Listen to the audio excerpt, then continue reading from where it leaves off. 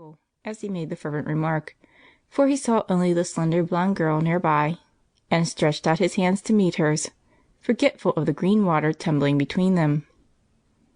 During the confusion that reigned for a moment as the steamer settled to her moorings, Rose looked down into the three faces upturned to hers, and seemed to read in them something that both pleased and pained her. It was only a glance, and her own eyes were full, but through the mist of happy tears she received the impression that Archie was about the same, that Mac had decidedly improved, and that something was amiss with Charlie. There was no time for observation, however, for in a moment the shoreward rush began, and before she could grasp her traveling bag, Jamie was clinging to her like an ecstatic young bear. She was with difficulty released from his embrace, to fall into the gentler ones of the elder cousins, who took advantage of the general excitement to welcome both blooming girls with affectionate impartiality. Then the wanderers were borne ashore in a triumphal procession, while Jamie danced rapturous jigs before them even on the gangway. Archie remained to help his uncle get the luggage through the custom-house, and the others escorted the damsels home. No sooner were they shut up in a carriage, however, than a new and curious constraint seemed to fall upon the young people, for they realized, all at once, that their former playmates were men and women now. Fortunately, Jamie was quite free from this feeling of restraint, and, sitting bodkin-wise between the ladies, took all sorts of liberties with them and their belongings. "Well, my mannikin, what do you think of us?" asked Rose, to break an awkward pause. "You've both grown so pretty, I can't decide which I like best. Phoebe is the biggest and brightest looking, and I was always fond of Phoebe. But somehow, you are so kind and sweet and precious, I really think I must hug you again." And the small youth did it tempestuously. "If you love me best, I shall not mind a bit your thinking Phoebe the handsomest, because she is. Isn't she, boys?" asked Rose, with a mischievous look at the gentlemen opposite, whose faces expressed a respectful admiration, which much amused her. "I'm so dazzled by the brilliancy and beauty that has suddenly burst upon me, I have no words to express my emotions," answered Charlie, gallantly dodging the dangerous question.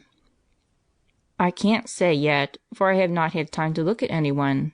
I will now, if you don't mind." And to the great amusement of the rest, Mac gravely adjusted his eyeglasses and took an observation. "Well?" said Phoebe, smiling and blushing under his honest stare, yet seeming not to resent it, as she did the lordly sort of approval which made her answer the glass of Charlie's audacious blue eyes with a flash of her black ones.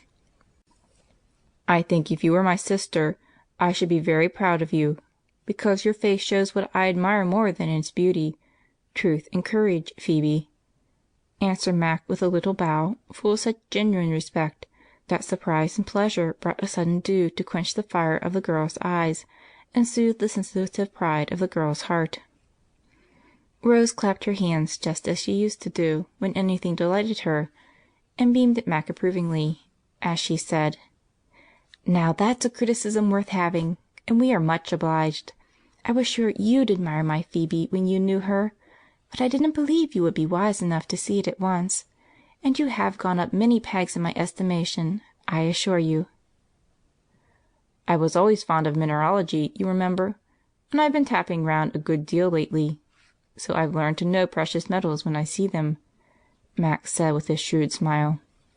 "That is the last hobby, then. Your letters have amused us immensely, for each one had a new theory or experiment, and the latest was always the best. I thought Uncle would have died of laughing over the vegetarian mania. It was so funny to imagine you living on bread and milk, baked apples and potatoes roasted in your own fire," continued Rose, changing the subject again.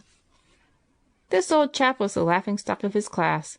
They called him Don Quixote, and the way he went at windmills of all sorts was a sight to see," put in Charlie, evidently feeling that Mac had been patted on the head quite as much as was good for him. "But in spite of that, the Don got through college with all the honors. Oh, wasn't I proud when Aunt Jane wrote us about it! And didn't she rejoice that her boy kept at the head of his class and won the medal?" cried Rose, shaking Mac by both hands in a way that caused Charlie to wish the old chap had been left behind with Dr. Alec. "Oh, come, that's all Mother's nonsense."